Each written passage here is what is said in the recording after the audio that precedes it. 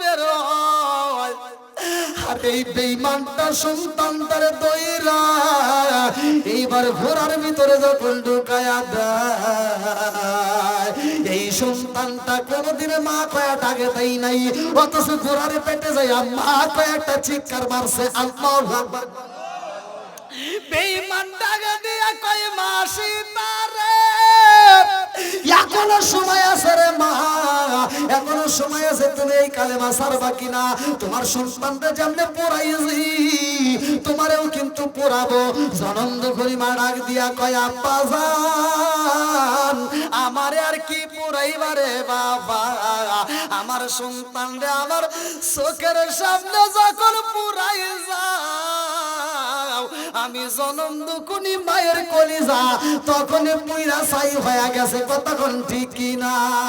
পুরায় অঙ্গ দেখাই কারে গো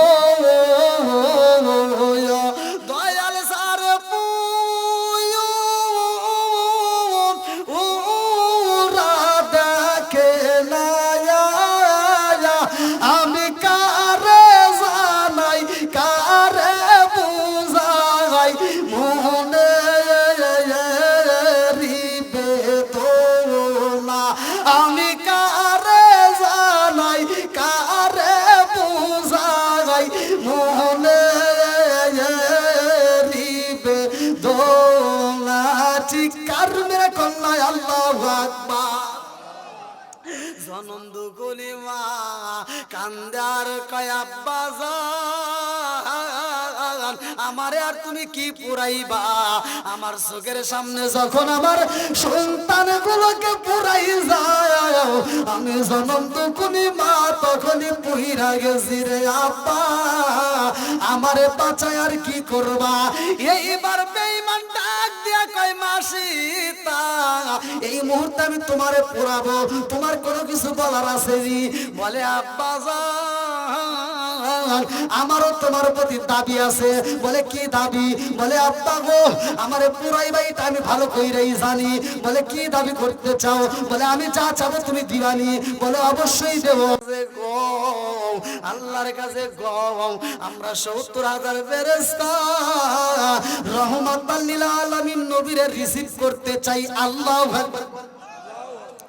আল্লাহ ডাক দিয়া কয় জিবরাইল রে, ও জিবরাইল, এই ৭০,০০০ ফেরেশতা আমার নবীরে রিসিভ করতে চায়। যদি আমার নবীকে রিসিভ করতে হয় এমনি এমনি গেলে হবে না, প্রত্যেকটা ফেরেশতার কাছে 2টা করে টর্চ লাইট দিতে হবে। আল্লাহু আকবার। ৭০,০০০ ফেরেশতা কান্দে আর কয় জিবরাইল রে, আমাদের কাছে কেন টর্চ লাইট দিবা? কারণটা কি? বলে এই কারণটা আমি জানি না, এটা আমার মালিক ভালো কইরাই জানে। আল্লাহু আকবার।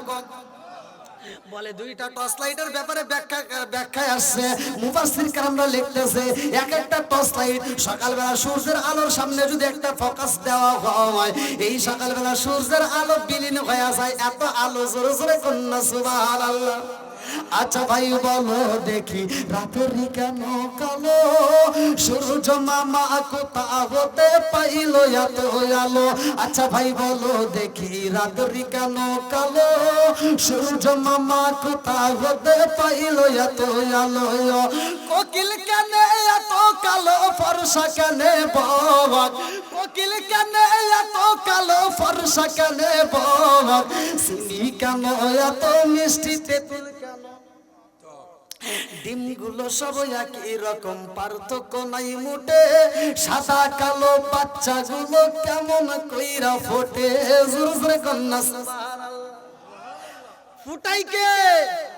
একই রঙের ডিম দিলাম, 15 আর 20টা ডিম দিলাম, আমরা মুরগির নিচে বসাইলাম, একই কালারে একই সাইজের ডিম দিলাম, অথচ ডিমগুলো যখন বাচ্চা বের হয় 2টা হয় সাদা, 3টা হয় লাল, 4টা হয় কালো, আর একটা হয় ফুটনা ফিটুন্না, আর একটা হয় গলা সিলুন্না। জোরে কোন সুবহানাল্লাহ। বানাইছে কে? আর একটু জোরে কোন না কে?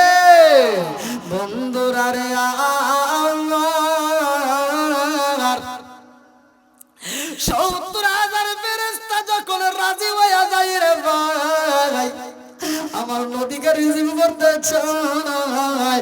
এইবার আল্লাহ ডাক দিয়া কয় জিবরাইল আমার বন্ধু নবীরে নিয়ে আসবে আমার বাড়ি। আল্লাহু আকবার। আমার নবীকে যখন আনতে যাই রে ভাই, লম্বা একটা ঘটনা আমি কেমনে বোঝাই, এই গভীর রাতে আমি মুক্তাসার আপনাদেরকে বোঝায়া যাই, ভালো করে শুইনা নাও। আমার নবী যাইব আল্লাহর বাড়ি, এক জায়গায় নয়, দুই জায়গায় নয়, তিন জায়গায় নয়, কিতাবের ভিতরে উল্লেখ করা হয় আমার নবীকে 17টা জায়গায় আমার আল্লাহ ভ্রমণ করায়। আল্লাহু আকবার। কয় জায়গায়? জোরে কোন। নামাজে মোট কয় ফরজ? জোরে কোন না, কয় ফরজ? 17 ফরজ। আমার নবীকে 17টা জায়গায় ঘুরাইছে।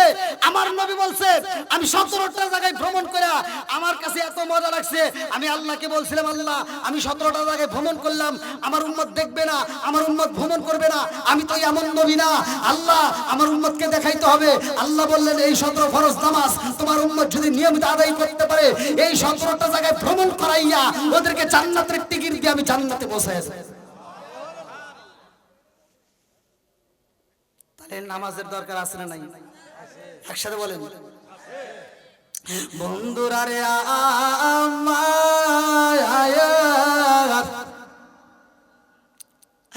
আমার নবীকে এত দামি বানাইছে আমার আল্লাহ।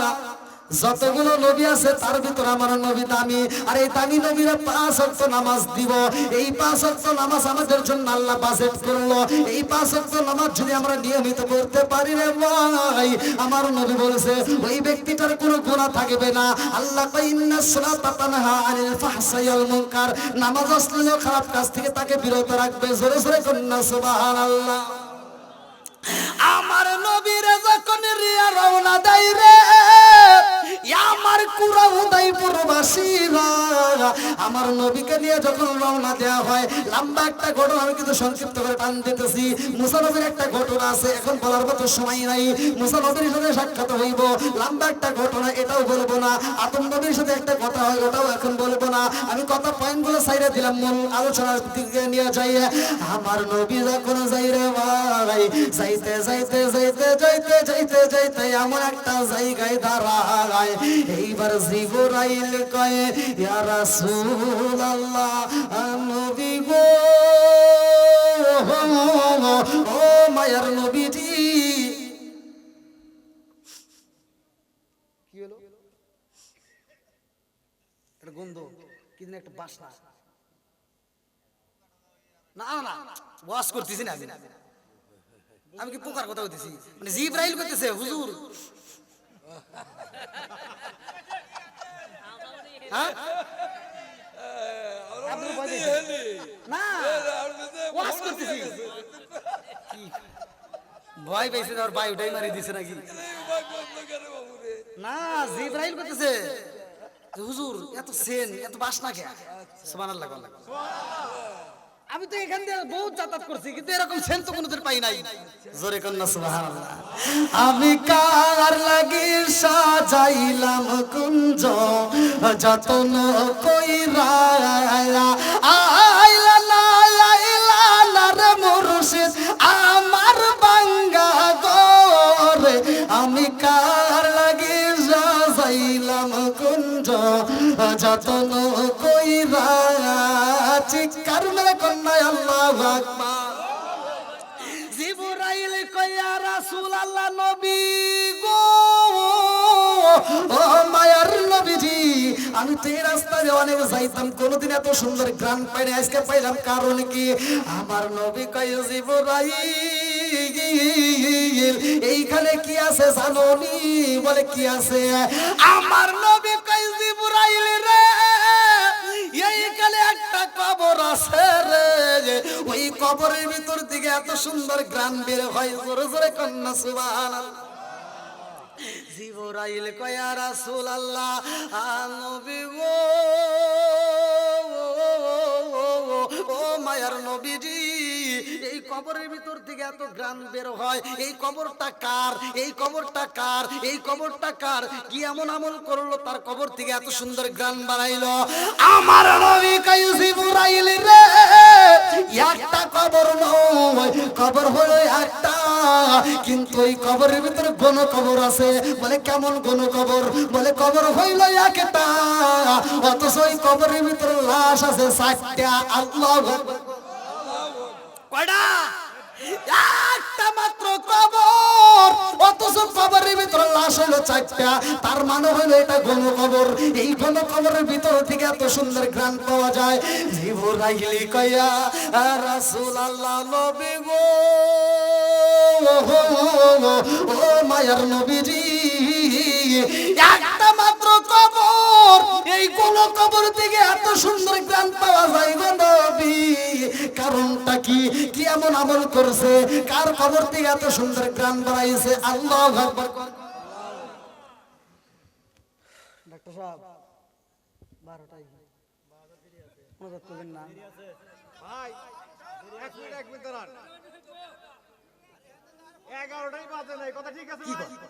হ্যাঁ, 11টাই বাজে নাই। কি কয়? 11টা বাজে নাই, কি কয়? 12টা বাজে। জিজ্ঞেস করেন 11টা বাজছে? বাজে নাই। হুজুরের 12টা বাজছে, 11টা বাজে নাই। ভাই আমি যখন আমার জীবনে আমি সর্বপ্রথম যখন ইন্ডিয়া যাই, ইন্ডিয়ায় ওয়াশ করতেছি, আমি তার মানে তখন অতটা বুঝি না, চালাক সরত হয়নি। তো ওদের সিস্টেম আবার কি টেবিল করে রাখে, আর টেবিল করে রাখছে। আমি যা সারে ওয়াশ শুরু করছি ভাই, এত ওয়াশ করি ঘড়ির কাটা 12টা বাজন পারি না। ওয়াশ করে তামা তামা করে আলাইছি, তা ঘড়ির কাটা 12টা বাজে না। তা আমার সন্দেহ লাগলো। আমি পকেট থেকে মোবাইলটা বাই করে দেখি 2টা পার হয়ে গেছে।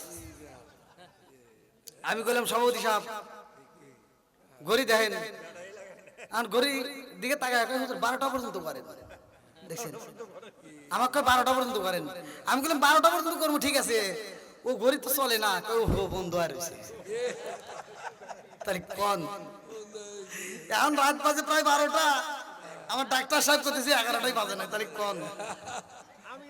আরে কি দিয়ালি মাইরে জালা, ও মোর জালা রে জালা, কি দিয়ানি ভাই বন্ধুরা রে আমার নবী কয় জিবরাইল রে, ও জিবরাইল, এইটা কার কবর জানোনি? বলে কার কবর? আপনারা জানবেন? শুনবেন? সবাই শুনবেন? এই কবরটা অন্য কারো জন্য না রে ভাই, এই কবরটা কার? ভালো করে শুনে নাও। ফিরাউনের একটা মেয়ে ছিল রে, আমার কুরাউদাইপুর বাসীরা, যিনি কাজ করতো এই বাড়ির ভিতরে। লম্বা একটা ঘটনা, যাকে মেয়ে বলে সম্বোধন করা হয়। এই মেয়েটা, ছোট্ট মেয়েটা, ঘরের ভিতরে বাচ্চাদেরকে কোলে নিয়া, একটা বাচ্চা খেলাধুলা করতেছে, আর একটা বাচ্চা হামাগুড়ি দেয়, আর একটা বাচ্চা কোলের মধ্যে রয়া গেছে গো। এই 3টা বাচ্চা ছোট্ট বাচ্চাটাকে বুকের দোপান করাইতেছে, আর মাথায় যখন চিরুনি ঢুকাইছে রে ভাই, এই চিরুনিটা নিচে পইরা গেছে। এই মাথার চিরুনিটা যখন জমিনের মধ্যে পইরা যায়, এই চিরুনিটা তুলতে যাইয়া মুখের ভিতর দিয়ে একটা আওয়াজ বের হয়, বিসমিল্লাহ। আল্লাহু আকবার। কি বেরইছে? বিসমিল্লাহ। কি বেরইছে? বিসমিল্লাহির রহমানির রহিম পড়ার দরকার আছে নাই? একসাথে বলেন আছে নাই?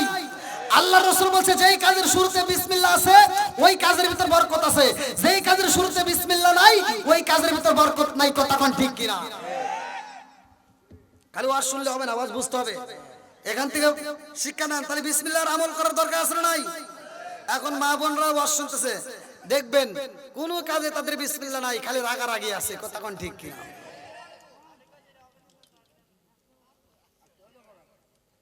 আবার তোমাদের দোষ আছে, খালি মহিলাদের দোষ, তোমাদের দোষ নাই, তোমাদের দোষ আছে।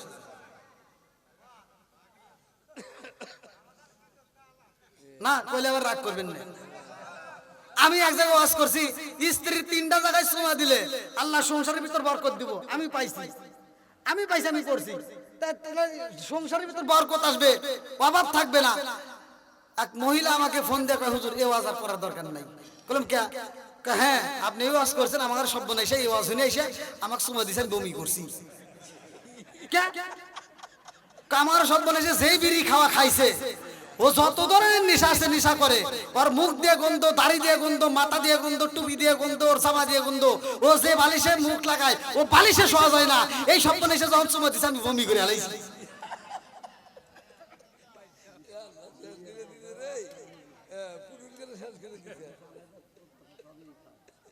আছে না নাই আবার 11 তো রাগ বাগ আছে বোঝেন নাই মহিলাদেরকে কিন্তু আবার মারা যায় আছে তাকে জানেন কিন্তু মুখে মারা যাবে না এই যে এখনকার পোলাপানি একটা রাগ হলে ঠাস করে গালে সর মেরে দেয় হাদিসের ভিতরে এটা নিষেধ আমার নবী বলছে মেয়েদের মুখে আঘাত করা যাবে না কথা কোন ঠিক কিনা আল্লাহ রাসূল বলছে তিনটা জিনিস দিয়ে মারা যায় তিনটা জিনিস দিয়ে মারলে দুইটা জিনিস দিয়ে মারলে আপনি সওয়াব পাবেন দুইটা জিনিস দিয়ে মারলে কি পাবেন সওয়াব পাবেন এই দেখো উনি আবার করেছে আর লক্ষণ খারাপ চাওয়ার লক্ষণই খারাপ এবার যেমন মারবো এটা ওয়াজ করতেছি মানে মহিলারা ভুল করলে তালে মারা যাবে আগেই না এ চিন্তা করতেছে হুজুর তো ওয়াজ করতেছে কিন্তু উঠে দেয় আগে শুরু করবো হেলে কিন্তু করি নাই মানে মহিলাদের ভুল পাইলে তালি সে দুইটা জিনিস মারা কি সুন্নাত কি সুন্নাত তাহলে জায়েজ এবার এক নাম্বার হলো মিসাক এক নাম্বার কি মিসাক দিয়ে বউ মারা কি জায়েজ তো এবার আপনি তো এই ওয়াজটা শোনার পরে সুন্নাত আদায় করবেন বাড়িতে যে কোনো কারণ বসে রাগারাগি হইলো এখন আপনি যদি এই মিসাক দিয়ে যদি বউরে একটা বাড়ি দেন ও কি সুন্নাত বুঝবো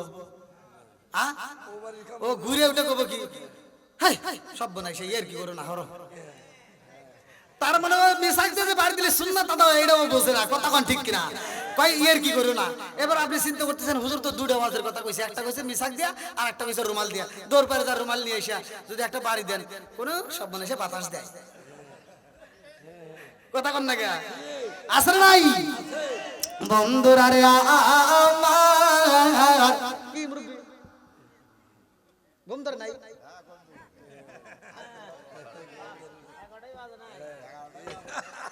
একটা মানুষের চোখে ঘুম নাই আল্লাহু আকবার কোন আল্লাহ পাগলদেরকে কবুল করুক সবাই করে আমিন দেন আমাদের ইমাম সাহেবের মুখে হাসি আল্লাহ করুক জান্নাতবাসী সবাই করে আমিন বন্ধুরা রে আমার মুরব্বি বাবারা শোনার যুবকের দলেরা ভালো করে শুনে নাও এইবার বলে ওই মেয়েটার মাথার চিরুনিটা যখন জমিনে পইরা গেছে গো এই চিরুনিটা তুলতে যায় বলছে বিসমিল্লাহির রহমানির রহিম এইবার তার পাশেই ছিল বড় বোনটা ডাক দিয়া কয় মাসিতা কি কইলা তুমি কই কই যে এই মুহূর্তে কি জানি একটা শব্দ উচ্চারণ করলা কই তুমি শুনছো কই হ্যাঁ যেহেতু শুনছো তাহলে এখন আর গোপন রাখার দরকার নাই আমি প্রকাশ করে দেই সেটা হলো আমি ওই মালিকের নাম নিছি যিনি আমাকে সৃষ্টি করছে তোমাকেও সৃষ্টি করছে জোরে কোন সুবহানাল্লাহ এইবার বড় বোনটা ডাকে দিয়া কই মাসিতা তুই কার নাম নিলি আমার বাবার নাম না নিয়ে তুই কার নামটা উচ্চারণ করলি এই মুহূর্তে আব্বাসকে বিচার দেব এমন সময় ফিরাউন বাড়ির ভিতরে ঢুকা পড়ছে বাড়ির ভিতর তাকায় দেখে দুইটা বোন ঝগড়া করে ফিরাউন ডাক দিয়া কই মাসিতা রে কি হইছে কারণটা কি কি এমন ঝগড়া লাগলো এইবার বড় মেয়েটা ডাক দিয়া কয় আব্বা আপনি সারা গ্রামে ঘুরে ঘুরে কিসের দাওয়াত দেন আমি তো সারা গ্রাম ঘুরে ঘুরে দাওয়াত দিছি আনা রব্বুকুমুল আলা আমি নিজেই আল্লাহ সরে কর নাউজুবিল্লাহ বড় মেয়েটা কয় প্রথম এই সমস্ত দাওয়াত দেওয়ার কাম হবে না কই কে আপনি ঘরই তো ঠিক করেন নাই আগে ঘর ঠিক করা লাগবে কথা কোন ঠিক কিনা আগে ঘর ঠিক করো তারপরে বাইরে যাওয়া করা লাগবে তোমার ঘর ঠিক করো নাই তুমি বাইরে যাওয়া করতে চাও বাইরের লোকজন যদি জানতে পারে তোমার ঘরের ভিতরে কি ঘটনা করছে তুমি তো খোদা না তোমাকে সবাই গাদা করবে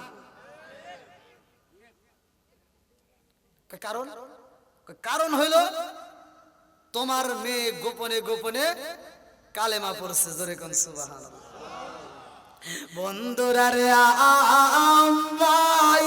আমার বেঈমান তো ঈমানের স্বাদ বোঝে না কথা কোন ঠিক কিনা এইবার বেঈমান ডাক দিয়া কয় মাসিতা, কি তোমার বড় বোন কি কয়, তুমি কি কালেমা পড়ছো? কাব্বা এত মজা, আল্লাহ নামের ভিতরে এত মজা আমি তোমাকে বুঝাইতে পারবো না। জোরে কোন সুবহানাল্লাহ। এইবার ফিরাউনের মেজাজ খারাপ হয়ে যায় রে, ডাক দিয়া কয় মা সীতা এখনো সময় আছে, এই মুহূর্তে ভালো হয়ে যাও, কালেমা ছাইরা দাও। বলে আব্বা গো ও বাবা, জীবন দিতে পারবো তবু এই জিকির বন্ধ করতে পারবো না। জোরে জোরে কন্যা সুবহানাল্লাহ। আলা বিযিকরিল্লাহি তাতমাইন্নুল কুলুব। সূরা রাত আয়াত নম্বর 28। আল্লাহ বলছে যেই দিলের ভিতর আমি আল্লাহর স্মরণ আছে, আমি আল্লাহর জিকির আছে, ওই দিলের ভিতর শান্তি আছে। জোরে কোন সুবহানাল্লাহ। এই বেঈমান ডাক দিয়া কয় মারে এখনো সময় আছে, এটা বন্ধ করতে হইব। বলে আব্বা গো এতদিন আমি গোপনে পড়ছি রে আব্বা, আজকে যেহেতু প্রকাশ হয়ে গেছে গো, আর কোনোদিনে গোপন করব না। জোরে জোরে কন্যা সুবহানাল্লাহ। এতদিন গোপনে পড়ছি, আজকে যেহেতু প্রকাশ হইছে আর গোপন হবে না, এখন প্রকাশ্য হবে। জোরে কোন সুবহানাল্লাহ। আর আমাদের সমাজের ভিতর মুসলমানের বাচ্চা হইয়া, এই যে গত 4 দিন আগে আমি কুষ্টিয়াতে প্রোগ্রাম করলাম, আমির হামজার লাগায়, মুফতি আমির হামজার লাগায়, একজন নয় দুইজন নয়, 1000-এর মানুষ মুসলমান ধর্মের থেকে ত্যাগ করে খ্রিস্টান হয়ে গেছে। আপনারা ভিডিও দেখেন আমার, ওখানকার ইমাম সাহেব বলছে হুজুর আমরা ইনভাইট করে করে তার ভিতর মাত্র 7 জনকে ফিরাইছি, আর বাকি জনের কাছে এখনো দাওয়াত পৌঁছাইতেছি। তালি কোন মুসলমানের বাচ্চা হইয়া খ্রিস্টান হইছে, এই কথা কারে বলবো? তার মানে বোঝা যায় আমাদের ঈমান দুর্বল। কথা কোন ঠিক কিনা?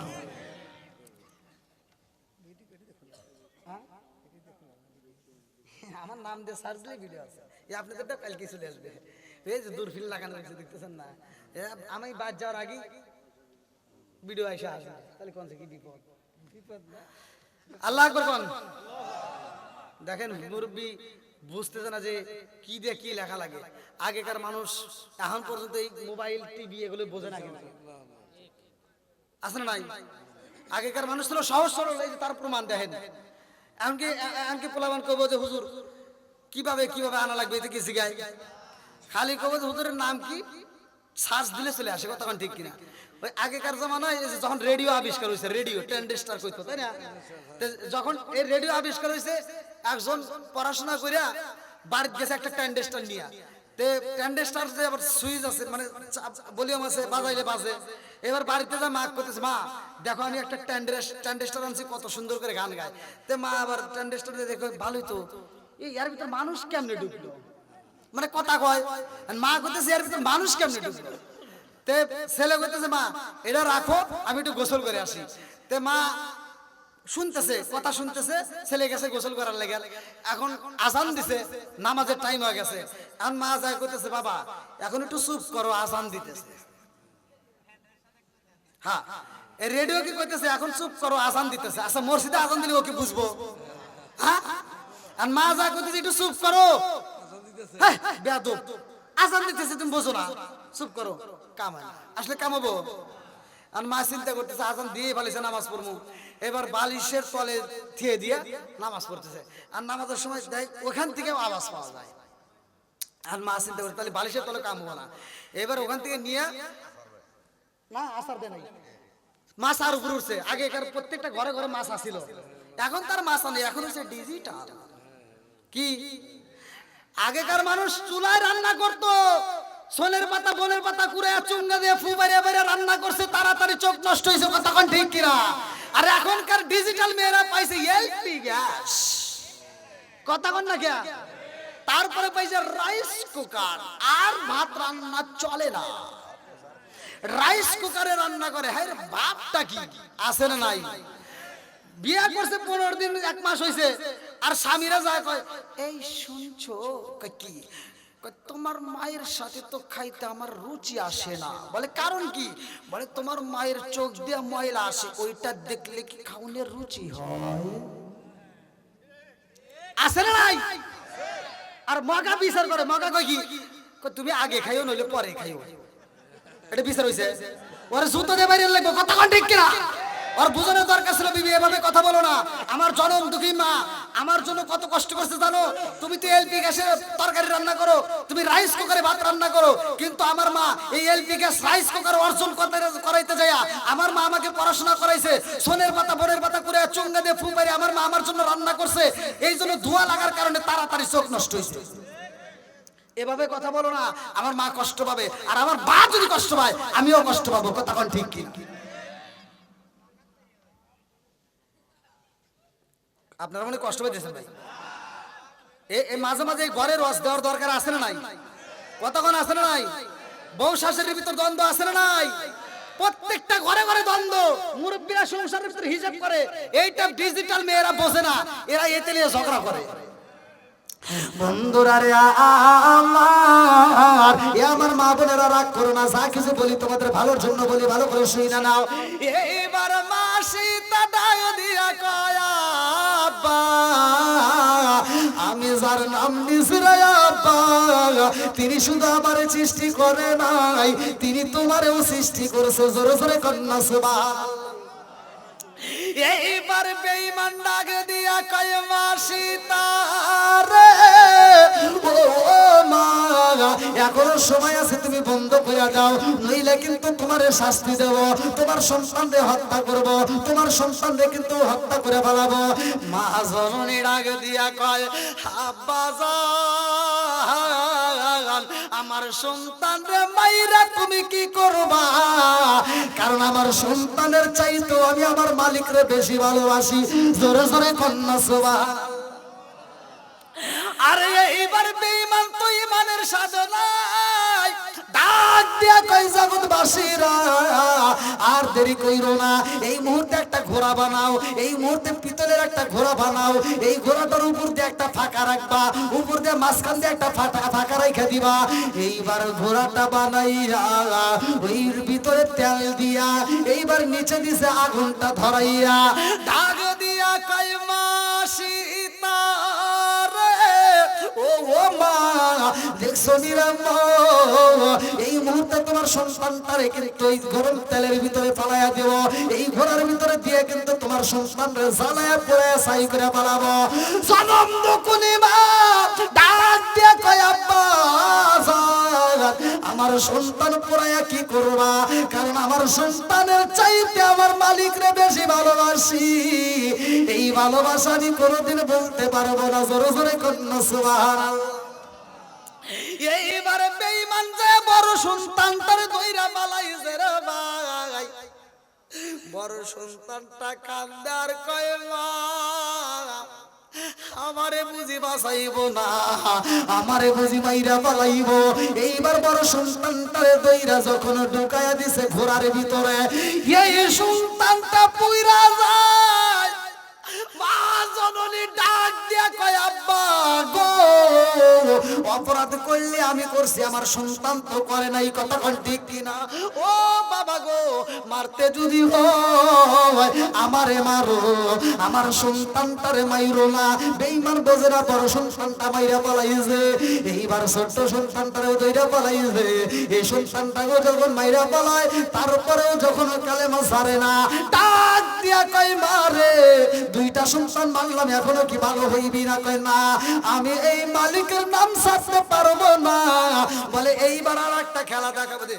এই কয় দৌড়ায় যা, কোলের সন্তান দুধ পান করতেছে, এই সন্তানটা কোনোদিন মা কয়ে ডাক দে নাই, তাস করে টান দিয়ে নিয়ে বলতেছে, তোমার সন্তান বড়টা তোমার মা মা কয়ে ডাকছে, এই জন্য তোমার বুঝি আত্মা শান্তি পাইছে, কিন্তু এই সন্তানটা কোনোদিন তোমার মা কয়ে ডাক দে নাই, এই সন্তানের মা ডাক শোনার ইচ্ছা আছে না নাই? বলতেছে, আব্বা আমার এই সন্তানটা আমার মা কয় নাই, ওর মুখের ডাক আমার শুনতে খুব ইচ্ছা করে।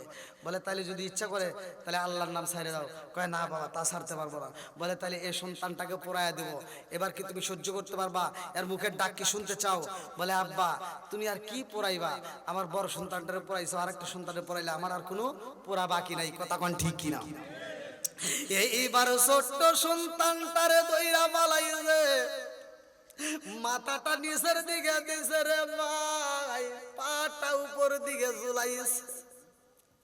জনম দুকুলি মাথা কায়া দেখে রে, এই সুলতানের নাক দিয়া মুখ দিয়া দুধ বের হয়। আর এই বেঈমানটা সন্তানটারে দইরা এইবার ঘোড়ার ভিতরে যখন ঢুকায়া দেয়, এই সন্তানটা কোনদিন মা কয়া ডাকে দেয় নাই, অথচ ঘোড়ার পেটে যায় মা কয়েকটা চিৎকার মারছে। আল্লাহু আকবার। বেঈমান ডাকে দিয়া কয় মাসি তারে, এখনো সময় আছে রে মা, এখনো সময় আছে, তুমি এই কালেমা ছাড়বা কিনা? তোমার সন্তানটা যেমনে পোড়াইছি তোমারেও কিন্তু পোড়াবো। জনন্দ করি মা ডাক দিয়া কয় আব্বা জান, আমারে আর কি পোড়াইবারে বাবা, আমার সন্তানরে আমার চোখের সামনে যখন পোড়াই যাও, আমি জনম দুকুনি মায়ের কলিজা তখন পুইরা ছাই হয়ে গেছে। কতক্ষণ ঠিক কিনা? পোড়ায় গো ডাকাই কারে গো দয়াল সার পুরা ডাকে না, আমি কারে জানাই কারে বুঝাই, মনে রিবে তোলা, আমি কারে জানাই কারে বুঝাই, মনে রিবে দোলা। চিৎকার মেরে কন্যায় আল্লাহু আকবার। জনন্দ গলি মা কান্দার কয় আব্বা জান, আমারে আর তুমি কি পুরাইবা? আমার চোখের সামনে যখন আমার সন্তান গুলোকে পুরাই যায়, আমি জনন্দ গলি মা তখনই পুহিরা গেছি রে আব্বা, আমারে বাঁচায় আর কি করবা? এইবার বেঈমান ডাক দিয়া কয় মাসি তা, এই মুহূর্তে আমি তোমারে পোড়াবো, তোমার কোনো কিছু বলার আছে জি? বলে আব্বা জান, আমারও তোমার প্রতি দাবি আছে। বলে কি দাবি? বলে আব্বা গো, আমারে পুরাইবা এটা আমি ভালো কইরাই জানি। বলে কি দাবি করতে চাও? বলে আমি যা চাবো তুমি দিবানি। বলে অবশ্যই দেবো।